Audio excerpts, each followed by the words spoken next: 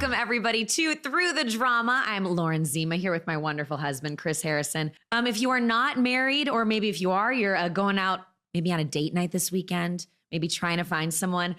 We were talking about dating last night in our What Kept Us Up Last Night. Yeah, is that weird for a married couple to sit around and talk about dating? Well, I've got a couple single friends, and they tell me just horror stories, if I'm being honest, about the dating world today. Like, I don't know anyone who's saying, yes, dating is going great. It's so fun and easy and healthy. No one's saying that. It is interesting. And this is where the conversation went, because maybe I'm romanticizing this, but the dating world used to be fun. It used to be exciting, entertaining, at least, to try to go out, meet people, converse, have good conversations. Maybe you didn't find the love of your life, but at least you had some great moments and it was social. Now, like you said, when we talk to our single friends, it just sounds nightmarish. It sounds almost scary. Like, right. You know, you might listen, remember the movie When Harry Met Sally came out in the 80s. They kind of lamented how difficult dating was at that time. It's always had its pitfalls, but I think before you could kind of laugh about it, now it's actually sounding depressing. It seems sad. And I think a huge part of it is social media and online dating, but that's kind of what we want to unpack here today is how bad is it really, or is it helping? Because on the one hand, I know a couple people who got married after meeting on Hinge. Hinge seems to be the good one. But I know a couple love stories that came out of that. Not a sponsor yet. No.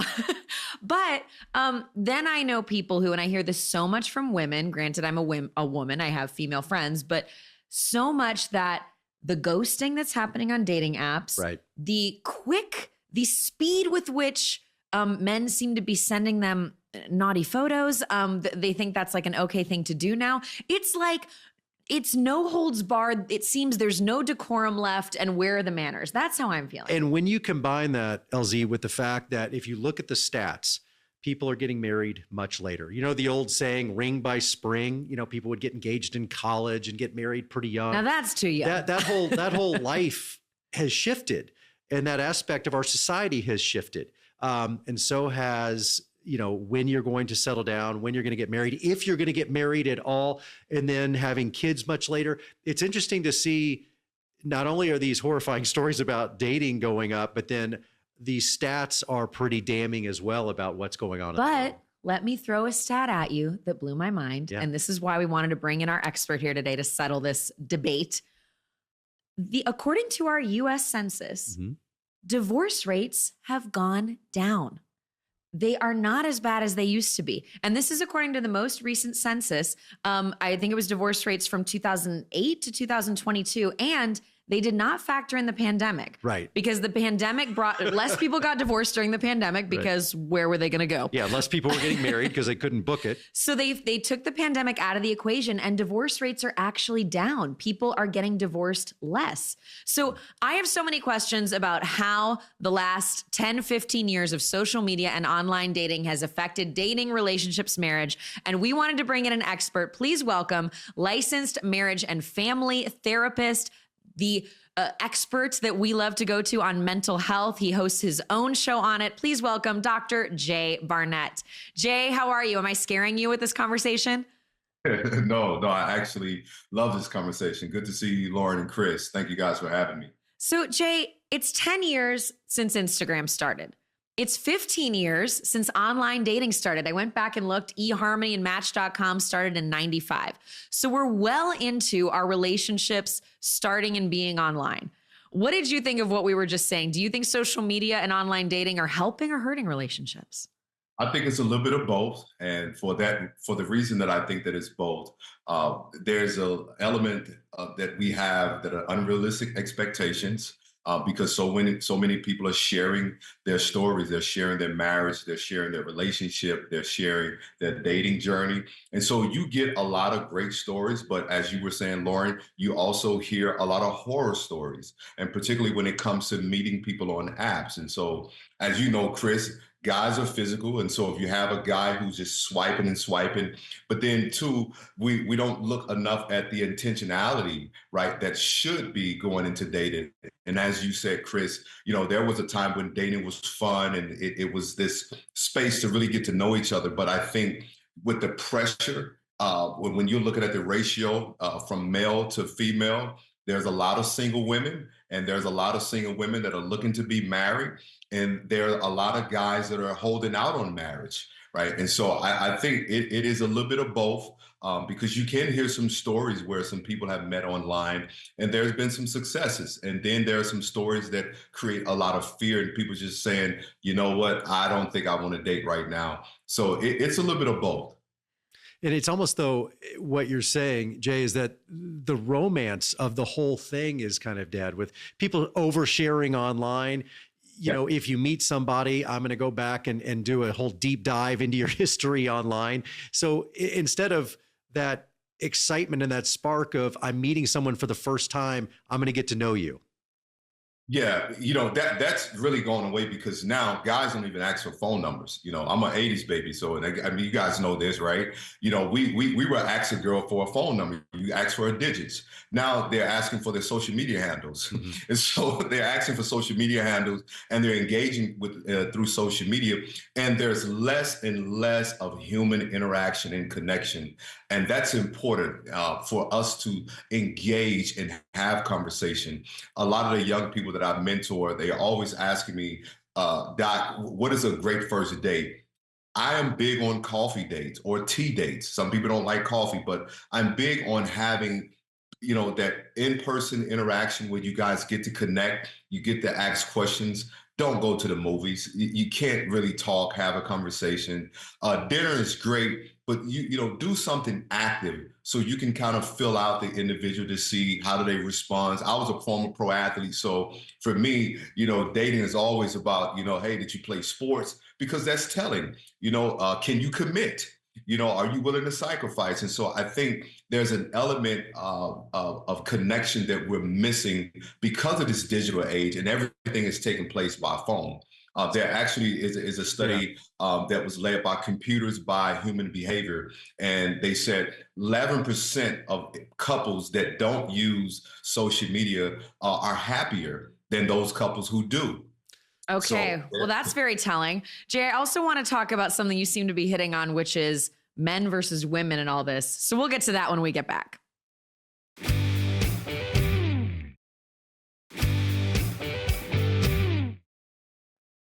Jay, you were scaring me with a few of the things you said before the break. Well, but you're also hitting the nail on the head with what I'm hearing from my female friends, which is like men are wanting to get married later. Men are delaying marriage. Why is it? And what does social media and online dating have to do with that? I think, Lauren, so much of what we see is just the unrealistic expectations. And I think the romanticization of what relationships have been in the past, when you look at the movies, you go on a date and all of a sudden you guys fall into love. And I think what is happening is individuals are starting to really consider, childhood things. They're starting to consider where you are in life.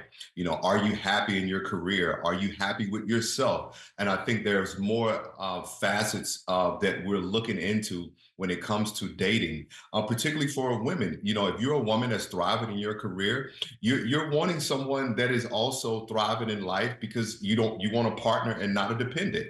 And so, and I think for so many guys that haven't evolved emotionally and mentally, because Chris, you know this, man, it takes an emotional man that has the capacity to not only love, but to be a healthy partner. No relationship is perfect. And what I really encourage guys is to do a lot of work professionally, not just professionally, but personal development work. And I don't think that is happening. And I think we're seeing a lot of gender wars online.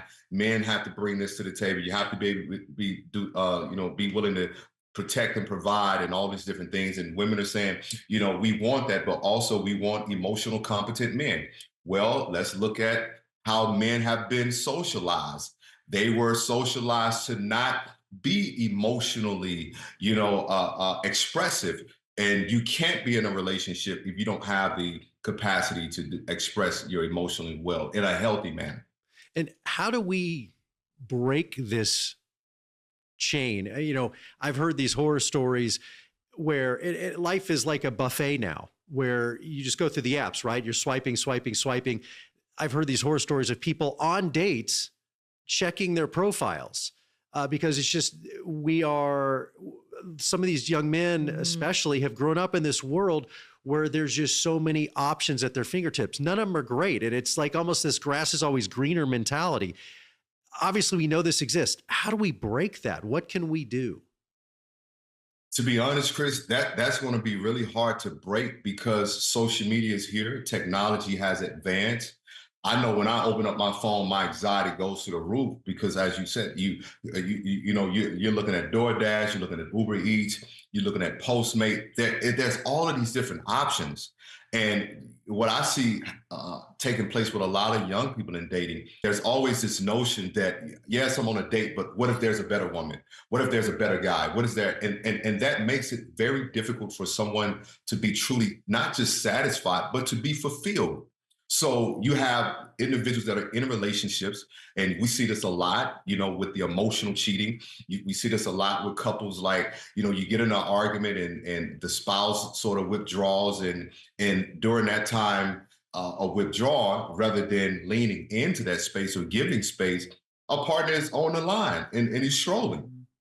So we've created a lot of unhealthy habits.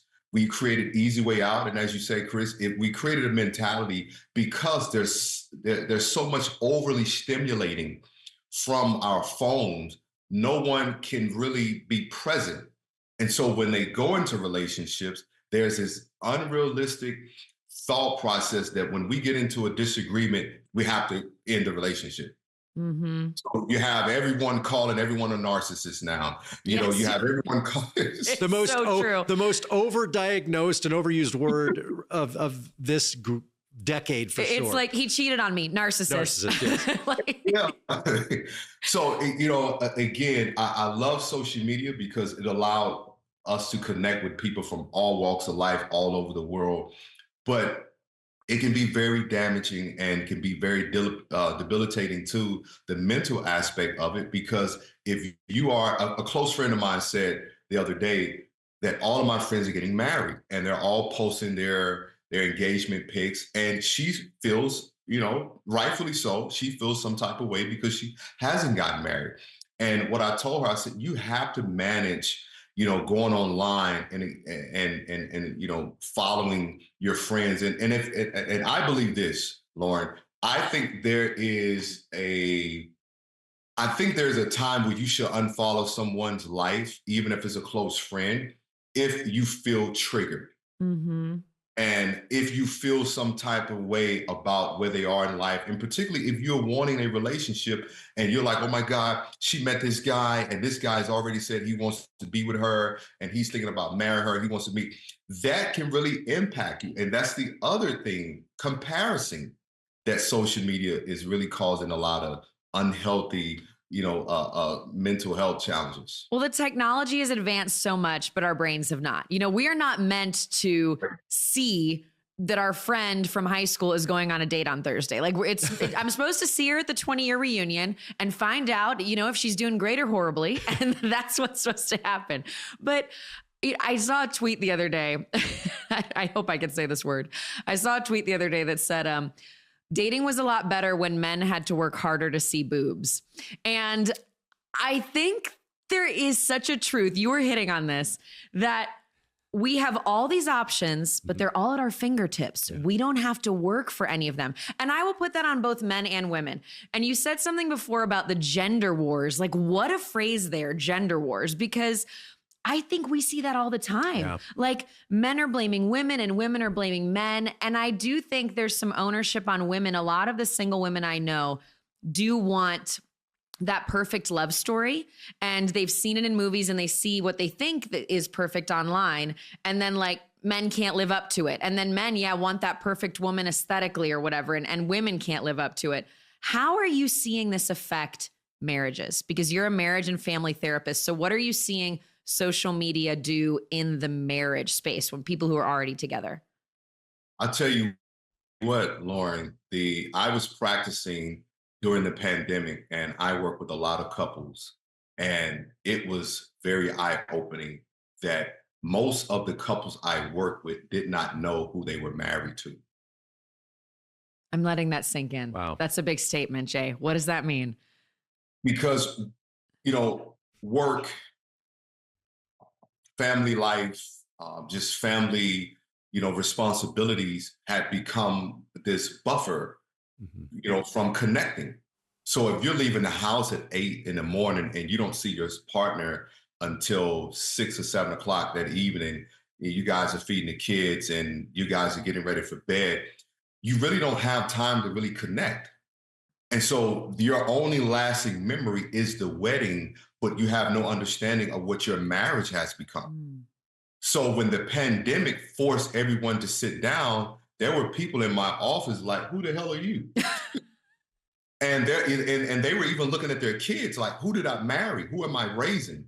And on some levels, the pandemic, I think it was the great reset, because I often ask couples, why did you get married?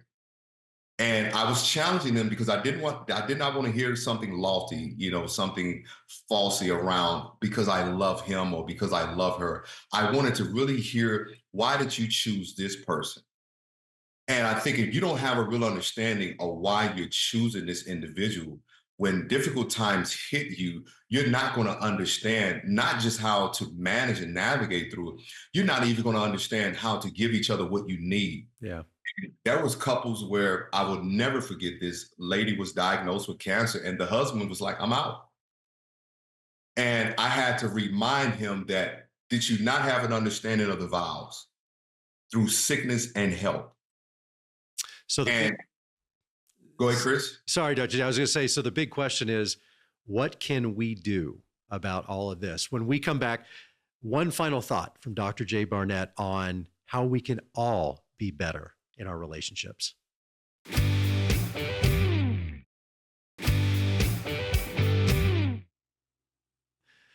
All right, Dr. J, we are back. We have identified the problem and we realize, as Dr. Phil would say, we got issues. What can we do to be better in love, dating, our marriages? So the first point, Chris, I want to say is we have to be more intentional about our own personal growth. Intentionality. And when you understand the intentionality behind your own personal growth and development, it changes how you approach dating. It changes how you approach life altogether. And that simply is understanding not only the needs of others, but what is it that you need before you go into a relationship? And then having the understanding where you are in life. I have told many young couples, I don't think you guys are ready to be married. So continue dating, continue growing, and continue developing as individuals, because as you guys develop as individuals, that helps you to develop as a collective unit. Well, Dr. J. Barnett, we so appreciate the time you spent with us today. If you want to hear more from him, he has a great podcast, Just Heal. But I love the name of your book, published author. The name of the book, Just Heal, bro. Just do it. Trying to get these men together, Lauren, so we could be better partners. For Dr. J, I thank you. And maybe I'll call you once the show's over and we'll do a little session with you. Thank you so much. Thank you guys for having me. Yeah, Dr. J. Barnett, thank you. And by the way, follow him on Instagram as well. King J. Barnett. He's a mental health specialist and dives deep on mental health and taking care of ourselves. Brilliant man. And I love his message. And we'll have him back to talk much more about that. I have a question for you. Yes. What do you think is a more successful path to meeting someone? Dating on a reality show or online dating? I used to think the simple answer would be meeting in the real world. And the reality show was the social experiment. Yes. And online dating, the old school match.com or those that everyone kind of cut their teeth on, was maybe more conventional because people would take those and quickly take them into the real world. Yeah. And I think you and I talk about this. That's what's changed, is that people now don't take their relationships into the real world. And Dr. J talked about that. Instead of getting a girl's digits, we get their snap. And all day you're just like duck face, duck lips, and you're sending snap photos. You're not taking these relationships quickly into the real world, talking, meeting for coffee, face-to-face interaction. I see this with our kids and their dating. This is a real thing. Now men do it back too. They just send back photos. Yeah. You're not even saying words. No. We have to say words. And I do advise my single friends, like, if a guy is not willing to take it off the DMing and into a real in-person date quickly, well, that's a red flag for me right off the bat. So answer my question. Is reality TV dating better now? I hate to say it, but I would think reality TV dating is better. Although now you are getting this generation that has grown up like this, and it's very interesting to see. And I saw it on The Bachelor. Look, I did it for 20 years before there was social media. It was a very different, very innocent naivete to the aspect of the contestants on the show. That changed dramatically. Obviously, the influencer age came in, and I want to sell stuff. That changed things. But the social media aspect very much shook up our show. And you could see the way people interacted change dramatically and how they converse. Well, I do think an advantage is that you're just stuck in a box in real life with people. So maybe. What do you think, though? I think my maybe hot take, I think that dating apps, online dating and social media have proven they don't work. I think that I just don't know enough success stories from online dating. I think that 15 years into online dating and probably about a decade into dating apps, they've proven that they're not great. It's also a reality, but my advice is always this, as we said, take it into the real world quickly. Yes. And if they don't, like you said, that is a red flag. And it's the simple thing of effort. That's what it always goes back to me. If somebody is going to make the effort to see you, like, I'm amazed by how many of my friends, they're like, well, I haven't heard from him, but he's been really busy. Oh my gosh, this has been a dating issue that's not new. If you haven't heard from them, then they don't want to talk to you. Well, we want to talk to you next week. Thanks for being with us. We'll see you next time.